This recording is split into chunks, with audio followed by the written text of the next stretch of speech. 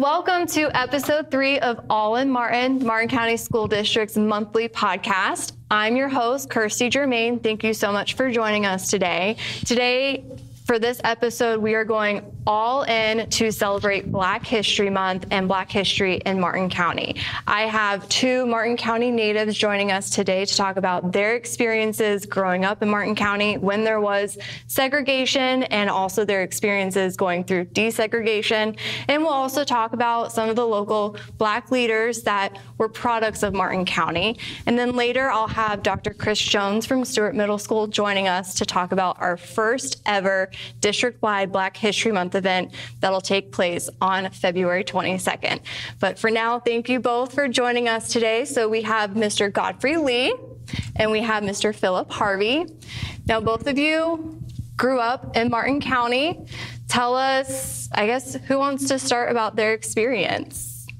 Well, I grew up in Port Salerno. I was born on Cove Road. My grandmother was the midwife for New Monrovia, so she delivered the majority of the kids who were born in New Monrovia between 1940 and 1954. She was the midwife. I started school at the one-room schoolhouse in Salerno across the street from Murray. It's now like a community center, but that was our school. It went from grades 1 through 4 at that school. Awesome. Myself, Philip Harvey. I came from New York. I came from Syracuse, New York. My family migrated here to Martin County, Stewart, Florida.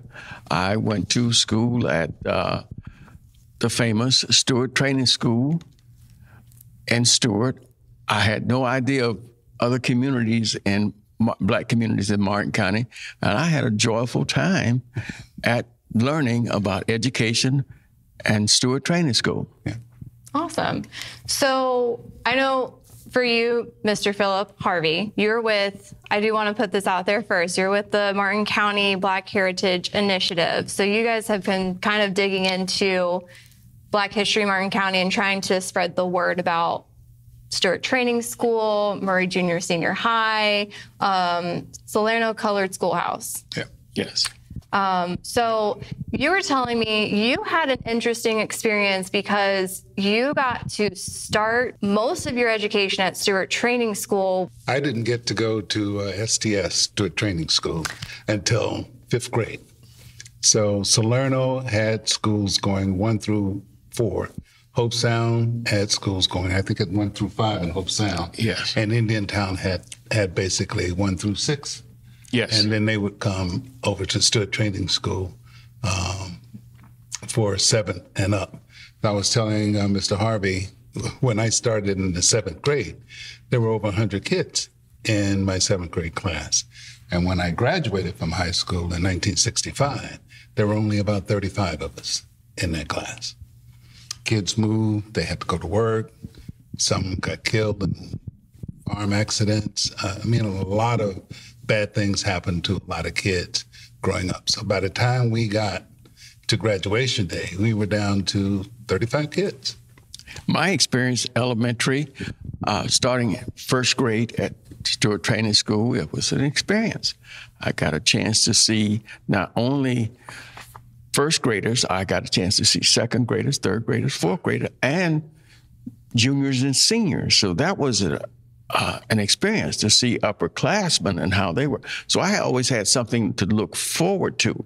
But my 1st grade class, we were all 30-some kids in one classroom. Compared to Port Salerno, the one-room schoolhouse, there were 1st graders, 2nd graders, 3rd graders, all in one classroom. But the most exciting thing about Stewart Training School, we're all in one classroom, and we saw historical events that went on through the window, the shuttle, the space experience. We got a chance to see that at least once or twice a year, and that was exciting. For us, it was. And then to see the upperclassmen and to see the athletic program experience, to see basketball, to see football, to see tennis. That exposure, I had no idea what what that was all about. But it was an experience. Stewart Training School, you were telling me, had some great athletes. Yes. Yeah. We did have some great athletes. Yes. But Mr. Edwards, who was the principal when I was coming through, because when I got there, Mr. Murray was just leaving. The person that Stewart Murray Middle was named for, he was just leaving, so Mr. Edwards was our principal. And his thing was, we're a small school. Everybody has an opportunity to participate in something. So if you're not a good basketball player, be a cheerleader. If you're not a good cheerleader, go out and beat the drum. You can participate in something at this school. And if you can't sing, learn to play the piano. He was that kind of principal who wanted everybody in the school to have an opportunity at everything. School pride. School pride. And it was... We were small, but we were... And that's what we learned, school pride. We had a theme song. Okay. Do you remember the theme song? I'm putting you on the spot here. Not right now. Not right now. Not right now. I used to know it. Mm-hmm. First through fourth grade, you were at Salerno Schoolhouse. You were at Stewart Training School, which is, by the way, what we now know as Spectrum Academy. Yeah, it's now called Spectrum Academy. Can I just share some of... When I went to elementary school at Salerno Colored School, I had no idea that in 1970, when I started teaching at Indiantown Middle School, I'd be working in the same concept of openness that I went through grades 1 through 4 with one teacher. Indiantown Middle School at that time was an open concept school where you had all 4 grades in one room, 5th and 6th, 7th and 8th, with the library in the middle. And in Salerno, you had grades 1 through 4, one teacher, and books along the wall for us to read. That was our library. That was the open concept. So when I got to Stewart Training School in the 6th grade, that was where I met a lady by the name of Mrs. Hamilton. Remember Mrs. Hamilton? Oh, yes. She was the keeper of the books. Yes. And for a person like me, who worked all the time, books were my salvation. Teachers taught us about education, exposure, and experience. Right. As you grew up, you had something to look forward to every year that you attended that school. As you stepped up to another level, you had something to look forward to, an educator who was going to take you to another level. They pushed us. Their thing was, you have to be better than what people think you are. You always have to put that best foot forward on every occasion. Mr. McCarty would always say, you only have one time to make a good first impression. Take advantage of it. And if opportunity passed you by, that ring may not come back again. So when opportunity presents itself, reach for it. Quilly McCarty. That was my social studies teacher. That's who I imitated from 7th grade and right now. And obviously inspired you to become an educator yourself. Oh, yeah. Yeah. I mean, think about it. When we were growing up, the guys who were dressed nice, they were the teachers. Yes, right. That's correct. And you look forward to... You look forward to going like, God, I got to get me a pair of pants like that. Because Mr. McCarty had those creases on there so tight he cut the wind. I love that. Education, experience, and exposure. That's it. Yeah. It passed on. Yeah. In every sense of those words. In every sense of the word. He was the teachers who lived in our communities showed us how to be responsible and how to act. The schools used to be the center of our community. Correct.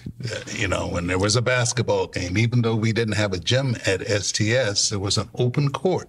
Have you seen that? It's an open court, and the basketball players played on the concrete. That was correct. It was a cement court that they played on. And the fans would sit around the outside of the court. We would be under the shade, under the shelter, so to speak, and the kids would be playing basketball out there because we did not have a basketball court. We didn't have a gym. The teachers that we had, Mrs. Lyons, Mrs. Singleton, Mrs. Murray, Mrs. Wallace, Mr. Delancey, my math teacher, Mr. Howell, my science teacher. They were the reason for me that I continued to get up in the morning and come to school, because I had other options. I got up in the morning and came to school because Mr. Howell always promised that there would be something new in his room the next day. So you just got a part of it today. You got to come back tomorrow to get the rest. So he was that kind of teacher who kept you engaged. He'd throw the hook out there and he'll pull you in just like a trout. And he was very good at that. But those teachers really they looked right at you and they saw the mirror as to what you wanted to be. Yeah. And they would pull it out of you. They'll pull it out of you and push you in that direction. And Miss Murray's thing said, how did she say that? The tongue is the only weapon that grows sharper by constant use. And if you don't use that vocabulary and increase your vocabulary and your ability to public speak, you will not have a sharp tongue. And those are legendary terms that was passed down from one student to another. So you always had somebody to look forward to. But integration came about, and some of those teachers went a different direction.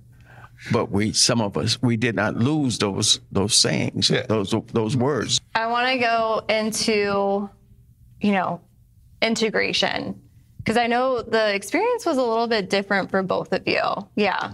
Stewart Training School, that turned into, or you actually, after you were finished with Stewart Training School, you went to Stewart Middle School, which originally, Junior High. Mm-hmm. Yeah, Stewart Junior High, which originally was for all white kids. Right. And then when integration came about, it became school for all students.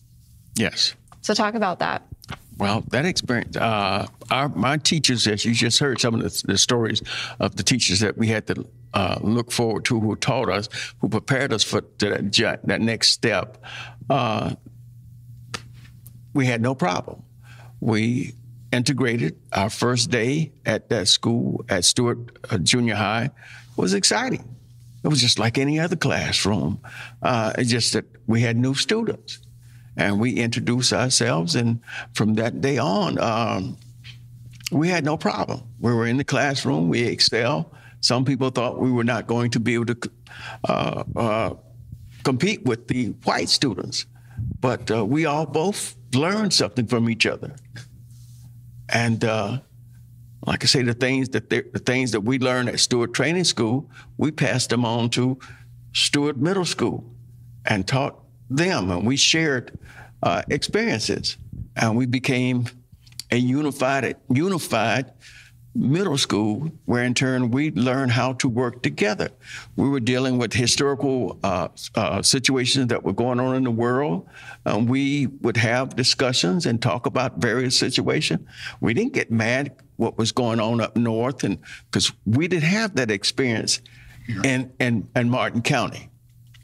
We played sandlot ball growing up before we even integrated. And now we got to be an organized sports. We had a middle school athletic program, basketball, football, and baseball, and the student body became closer because of sports. And we learned the game. We learned all from the concession stand to the adults, the people in the stands. Mm-hmm. From at one time used to be 25, 30 people to 100 to 300 people, which made a very different financial difference in the athletic department at the middle school and also at Martin County High School. It changed. I played a little bit of basketball and I played a little bit of football. And after a game, athletes, the team, after a game, we took a shower, we sit down, we get ready to go home. And one particular night, all the athletes got together, black as well as white, and some of the white students asked us, y'all getting ready to go home? Yeah, we getting ready to go home. No, y'all not going home tonight. We have played ball. We done got beat up and down the court, up and down the football field, and the student body is having a gathering. And we all are going to go over and celebrate. And they brought unity in the school. That changed the whole student body. I love that. Unity in the community. Yes. And Martin County became a winning athletic program on the Treasure Coast. Obviously, so many great people came out of Stewart Training School, Martin County in general. So many great Black leaders in education, leaders that went on and did amazing things. I know we were going to talk about Dr. Jack White. When I heard his story, I thought that was absolutely phenomenal, that he went on to become a leader in cancer research for the whole country. And he graduated from Stewart Training School. Mm-hmm. And we have so many, Dr. David L. Anderson, Oradell Landers. We have the Murray family, Miller. Of course. Jake Miller, Dr. Lorenzo Ferguson. I know you guys could probably name drop so many names right now. One of the famous places in Stewart Training School was the library. Oh, yeah. Go and the teacher would mention certain, like I said, events that were going on in the world, but they would always say, if you want to find out more, go down to the library. Yeah. Talk to Miss Landers. Talk to her. And listen. And that's where you will find out additional historical knowledge that will benefit you and make you think. Yeah. You got to know where you come from in order to get where you want to go in life. That's true. And you go down there, and that was my first experience of learning about Jack White. Yeah. In the library. Go in there and find a doctor from Stewart. Yeah. Who looks like me. The Murray family. Mm-hmm. Huge for Martin County. Obviously big enough to get a whole middle school named after them. Right. You went to Murray Junior Senior High when it was still an all-Black school. I graduated in the first class that they opened. They opened in 1964, and I was a senior in 1964, and that was my class. So when they named the school for Mr. Murray, who was the principal at Stewart Training School, that got people like Jake Miller out and my Aunt Marion Carpenter out. She was principal at Port Salerno Elementary. Francis Hall from Jensen. All of those people came along. All of those Black educators from Martin County came along and came up under the guidance of Mr. Murray. So he was the anchor for our community in terms of this is what life can be like if you get an education. If you don't get an education, you need to have a skill to earn your way in this world. And a little background on, we're talking about Charles Murray. Right. Okay. Right. Because there's Robert E. Murray and there's Charles Murray. Right. Yes. So in Charles Murray, he helped get the funding from Rosenwald. Yes. He was create, yes. The training school. Mm-hmm. Yeah, and he was the educational director for the colored school, county colored school in Martin County, which was Stewart Training School. And they worked together with the school board, and he was the principal and the community and the church leaders, and they put together the educational component for that. He went out, Mr. Charles E. Murray went out and recruited teachers, educators. They would go to Jacksonville, to the big union meetings and all that, and they would recruit. Florida A&M Mechanical School was... in Cookman. And Cookman. Yeah. And they recruited from those schools. But also, he would, every summer, those educators, those teachers, would go and take advanced classes at Indiana and Virginia. Indiana, Virginia, and Michigan. Okay, correct. And they would go spend a month or so and take advanced classes and come back bring additional knowledge back to the school.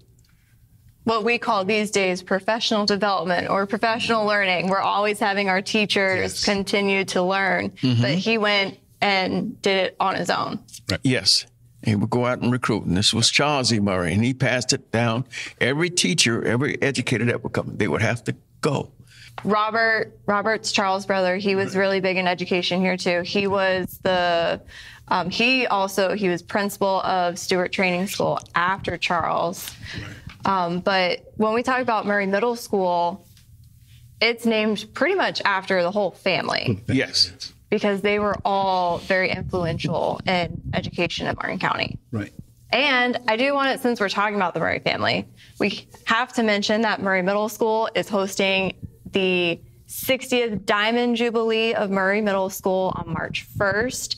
So that's going to be an exciting thing. I know you guys, with the Black Heritage Initiative, you'll be a part of it. So students and former students will be able to come over to the one-room schoolhouse and tour the museum. I know we are starting to run out of time, so I want to make sure that we at least talk a little bit more about Dr. David L. Anderson, because he also has obviously a middle school named after him because he was so influential in Martin County.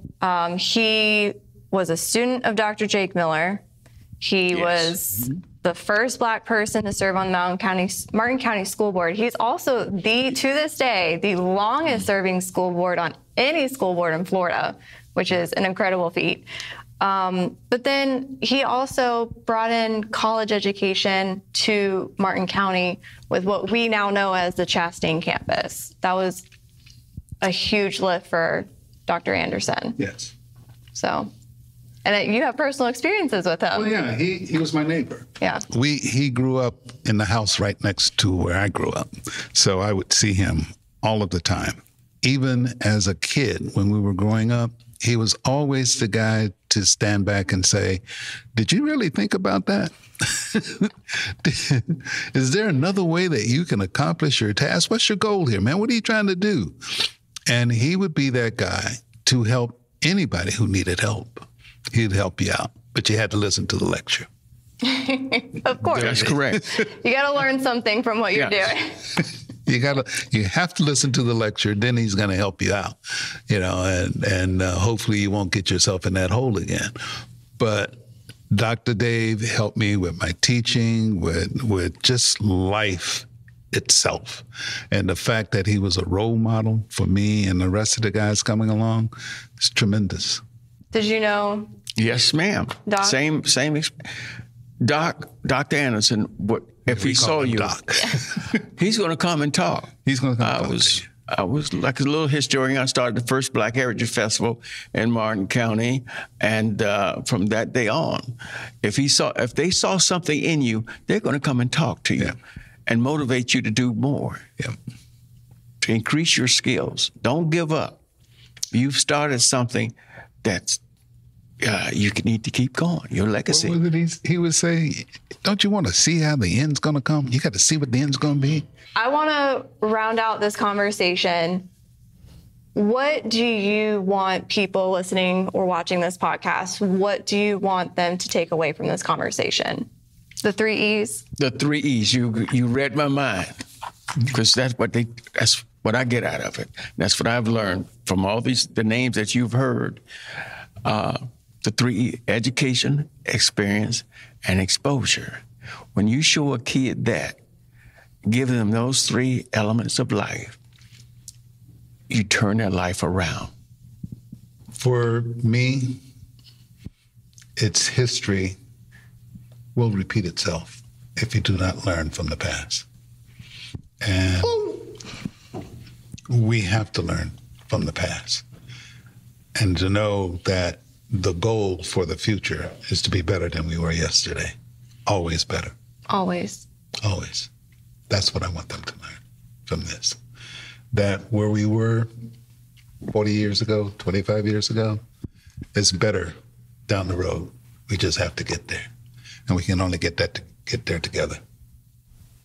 Have to be together. one of the beauties of being in education is you get to learn every single day. But everyone in their lives should learn something new every single day, and especially their history. Yes. Especially their history.